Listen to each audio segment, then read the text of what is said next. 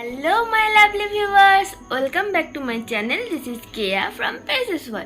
তো আমরা সবাই ভালো আছি, আশা করছি তোমরাও সবাই অনেক ভালো আছো। তো আজকে হচ্ছে বুধবার, তো এখন মনে হয় 11টা মতন বাজে। তো ব্লগটা এখান থেকে শুরু করছি। আজকে তোমাদের সাথে শেয়ার করব যে আমার সেই দিনকে পিকনিকে আমার স্টুডেন্টরা আমার জন্য কি নিয়ে এসেছিল সেটা আজকে আনবক্সিং করব।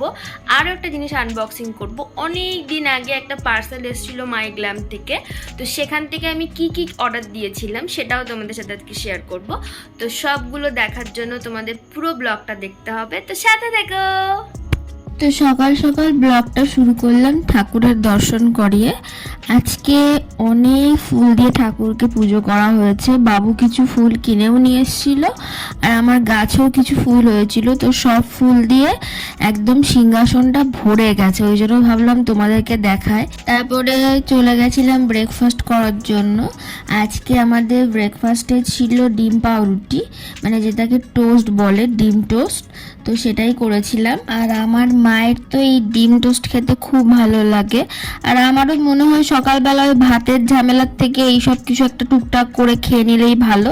কারণ সকালে আমাদের ব্রেকফাস্ট করতে করতে একটু দেরি হয়ে যায়, 11টা সাড়ে 11টা বেজে যায়। আমি পড়িয়ে আসি তারপরে খাই, তো সেই জন্য অল্প কিছু খেলে দুপুরবেলার লাঞ্চটা ঠিকঠাকভাবে করা যায়, নাহলে লাঞ্চ করার সময় আর খিদে পায় না। যখন আমি ডিম টোস্টটা করছি তখন থেকেই শুনছি ঘরের বাইরে একটা বিড়াল আছে, সমানে ডেকে যাচ্ছে। ও রোজ আসে না, মাঝে মাঝে আসে, আর যখন আসে তখন ডেকেই যাবে যতক্ষণ না ওকে কিছু একটা খেতে দেবো।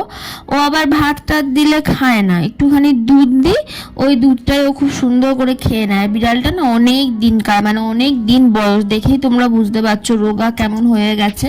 মানে ওর ভালো বয়স, ওর অনেকগুলো বাচ্চাও ছিল, বাচ্চাগুলো সব এদিক ওদিক চলে গেছে, কিন্তু ও থেকে গেছে আমাদের বাড়িতে। ও মানে আমাদের বাড়িতে এই ঘর ওই ঘরের থেকে কিছু কিছু নোংরা, মানে কাটা ফাটা যেসব হয় ওগুলো খায়। আমরা কেউ পুষি না, ও এমনি থাকে আমাদের বাড়িতে। তো অনেকক্ষণ ধরে ডাকছিল, তো সেই জন্য আমি একটুখানি বলতে গেলে মাকে লুকিয়ে ওকে একটুখানি দুধ দিলাম, কারণ আমার মা একদম বিড়াল টিড়াল পোষা অতটা পছন্দ করে না। ব্রেকফাস্ট করে চলে গেছিলাম ওপরের ঘরে কোশ্চেন পেপার রেডি করার জন্য। নেক্সট দিন কটা স্টুডেন্টের পরীক্ষা নেব, তো ভাবলাম একবারে সব কোশ্চেন পেপারগুলো রেডি করে নিই, নাহলে আমার সময়ই হয় না। রাত্রেবেলার দিকে করার চেষ্টা করি, বাট হয় না। তো ভাবলাম এখনই যেহেতু অনেকটা সময় ফাঁকা আছে, তো গিয়ে করে নিই। তো সেটাই লিখছিলাম। আমি চেষ্টা করি সব সময় হাতে কোশ্চেন রেডি করে সেইটা মাঝে মাঝে ওদের এক্সাম নেওয়ার, তাতে ওদেরও একটা রিভিশন হয়ে যায় যে এইগুলো পড়া হয়েছে, আর তারপরে পড়াটা কীরমভাবে ঠিকঠাকভাবে হচ্ছে কি না সেটাও আমি বুঝে যাই। তো আমি মাঝে মাঝে এরকম একটা টেস্ট নিয়ে নিই ওদের, সে না অল্প 50 মার্কসের মধ্যেই নেব সবার। তো সেটাই রেডি করছিলাম। অনেক দিন লেখা হয় না, মানে এতটা লেখা হয় না, তো লিখতে লিখতে হাতটা ব্যথাই করছিল। স্টুডেন্ট লাইফ ছিল সেই টাইমে, এইরকম 7-8 পাতা লেখা তো কোনো ব্যাপারই ছিল না, বাট এখন তো লেখাই হয় না। ওই শুধু পড়াতে গেলে পড়াটা চেক করা, ব্যাস ওইটুকুই। নোটসও যখন দিই তখন সেটা মুখে বলি, ওরা লেখে, তো লেখা একদমই হয় না। অনেক দিন পর একবারে অনেকটা লিখছি, তো তাই বুঝতে পারছি যে কেমন মানে অভ্যাসটা নষ্ট হয়ে গেছে লেখার। আর হাতের লেখাও কি বাজে হয়ে গেছে, নিজের হাতের লেখা নিজেই চিনতে পারছিলাম না। কোশ্চেন পেপারগুলো রেডি করে তারপরে নিচে এসেছিলাম, আর খুব খিদেও পেয়ে গেছিলো। তো মায়ের তখনও রান্না হয়নি, সেই জন্য একটু চানাচুর আর একটু নারকেল নিয়েছিলাম খেতে। তারপরে স্নান করতে চলে গেছিলাম, স্নান করে এসে লাঞ্চ করতে বসে গেছি। তো আজকে আমাদের লাঞ্চে ছিল শাক ভাজা, আর তার সাথে আমার মা করেছিল বেগুন খাসি। এটা আমার মা অনেক দিন পরে করলো, আর আমার না এই বেগুন খাসিটা খেতে ভীষণ ভালো লাগে, মানে এত টেস্টি করে। আমার খুব একটা বেগুন অতটা ভালো লাগে না, আর আমার বেগুন খেলে মুখটাও খুব চুলকায়, বাট এই রেসিপিটা আমার মায়ের হাতের খুব দারুণ। বেলা আর ঘুমটুম আসছিল না, তো সেই জন্য আমি আর মা ছাদে গেছিলাম, আর আমি নার্সারি থেকে কয়েকটা পুঁই শাকের চারা নিয়ে এসেছি। তো সেই চারাগুলোই লাগাচ্ছিলাম, দেখা যাক পুঁই শাক হয় কিনা, হলে তো খুব ভালো। তারপরে কারি পাতা গাছ থেকে কয়েকটা কারি পাতা পেরে নিলাম, কারণ নিচে একদমই কারি পাতা ছিল না। ওই যখনই কারি পাতা শেষ হয় আমি আবার একবারে অনেকগুলো পেরে নিয়ে যাই, দিয়ে সেগুলো আবার অনেক দিন যায়। আর যেহেতু পাতাগুলো ছিঁড়ে ফেলি, তো সেখান থেকে আবার নতুন পাতাও গজিয়ে যায়। তো বেশ ভালোই, মানে ছোট্ট টবের মধ্যে লাগিয়েছি, বাট প্রচুর কারি পাতা হয় আর আমরা প্রচুর খাই। তো এই যে আমার কারি পাতা নেওয়া কমপ্লিট। তারপরে এখন যাব পড়াতে। আমি রেডি হয়ে আছি, মানে একদম রেডি ফেডি হয়ে ছাদে গেছিলাম, কারণ গাছটা লাগাতে লাগাতে যদি দেরি হয়ে যায় তখন আবার নিচে গিয়ে রেডি হব, তখন আবার পড়াতে যেতে দেরি হয়ে যাবে। তো সেই জন্য একবারে রেডি ফেডি হয়ে ছাদে গেছিলাম, গাছটা লাগিয়ে টুক করে চলে যাব। এই যে আমি পড়িয়ে বাড়ি চলে এসেছি, এসে আবার চলে গেছিলাম ছাদে। মানে আমি যেইটুকু সময় বাড়িতে থাকি বেশিরভাগটা মনে হয় ছাদেই কাটাই। আমার নিজের এখন এই ভিডিওগুলো দেখে তাই মনে হয়, মানে সারাক্ষণ আমি ছাদে থাকি, আমার ভালোও লাগে ছাদে থাকতে। তো এখন দিচ্ছি হচ্ছে গাছে জল, কারণ আমি একটু না বেলা গেলেই গাছে জল দিই, মানে সূর্য একদম ডুবে যায়, অন্ধকার হয়ে যায়, আমি তারপরেই গাছে জল দিই। কারণ এটা আমার মা আমাকে বলেছে যে রাত করে গাছে জল দিলে সেই জলটা গাছে অনেকক্ষণ থাকে।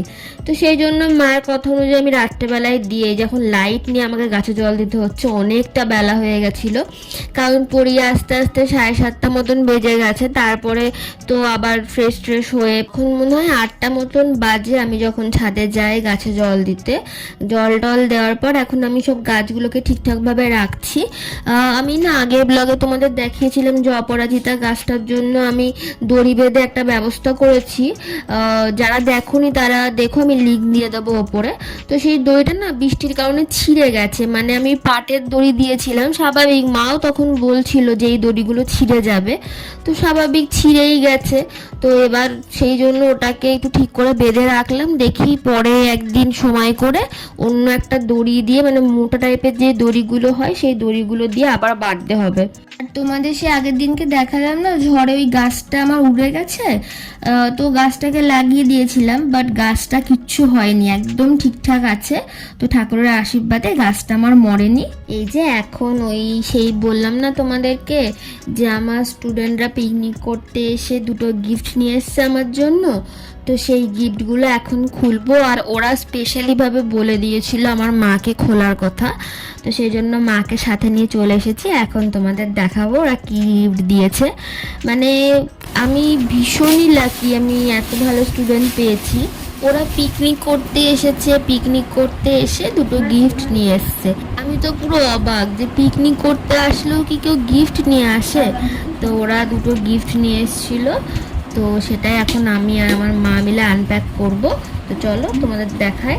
আর আমার মা এই গিফটটা পেয়ে, মানে প্রথম গিফটটা খুলে কি খুশি হয়েছে সেটা তোমরা আমার মায়ের মুখটা দেখেই বুঝতে পারছো।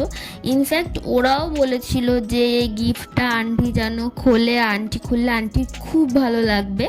আমি হয়তো কোনো একদিন গল্পে গল্পে ওদের সাথে বলেছি যে আমার মায়ের এইসব বাসন কোসন জিনিস ভালো লাগে, কাপ প্লেট হাতা খুন্তি, আমার মার চিরকালই এগুলো খুব ভালো লাগে। তো সেই জন্য হয়তো ওরা এই কাপ দুটো দিয়েছে, মানে খুব সুন্দর হয়েছে কাপ দুটো, আমারও ভীষণ পছন্দ হয়েছে।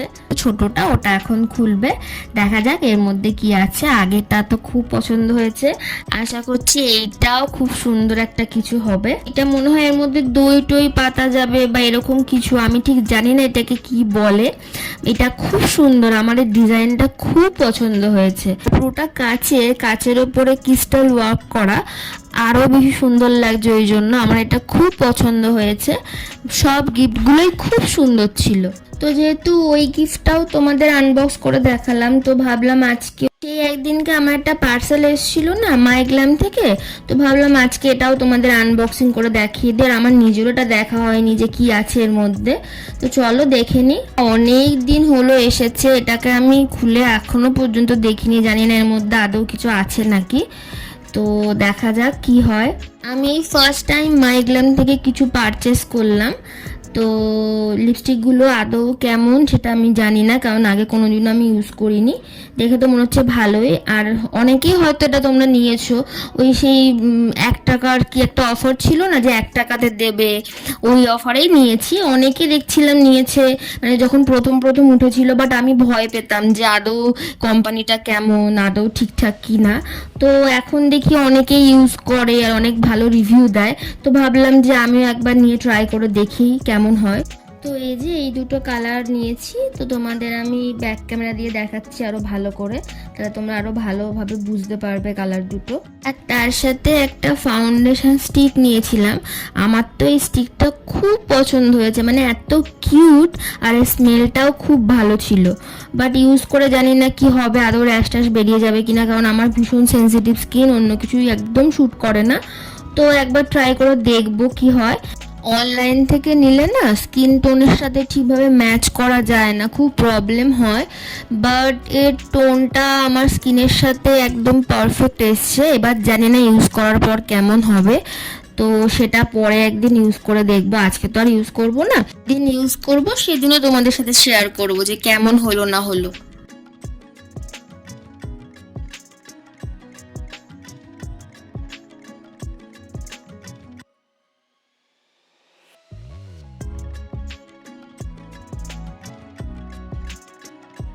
আর আমার ফেসের সাথে না নিউড শেডের লিপস্টিকগুলোই বেশি ভালো যায়, এটা আমার মনে হয়।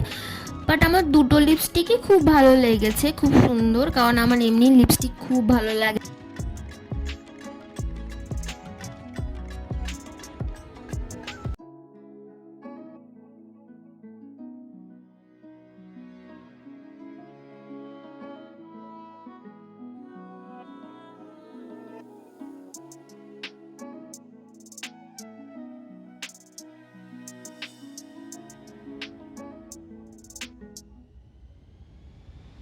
নিচে এসে করে নিয়েছিলাম ডিনার। তো আজকে ডিনারে ছিল পোহা, তারপরে দিয়েছিলাম মাথায় আচ্ছা করে তেল, কারণ আমি সপ্তাহে অন্তত 1-2 দিন তেল দেওয়ার চেষ্টা করি। তো আজকের এই ব্লগটা এইটুকুই। আজকের এই ব্লগটা তোমাদের কেমন লাগলো সেটা জানিও, ভালো লাগলে একটা লাইক কমেন্ট শেয়ার করে দিও। যারা ফেসবুক থেকে দেখছো তারা আমার পেজটাকে ফলো করে দাও, যারা ইউটিউব থেকে দেখছো তারা আমার চ্যানেলটাকে সাবস্ক্রাইব করে দিও। Thanks for watching.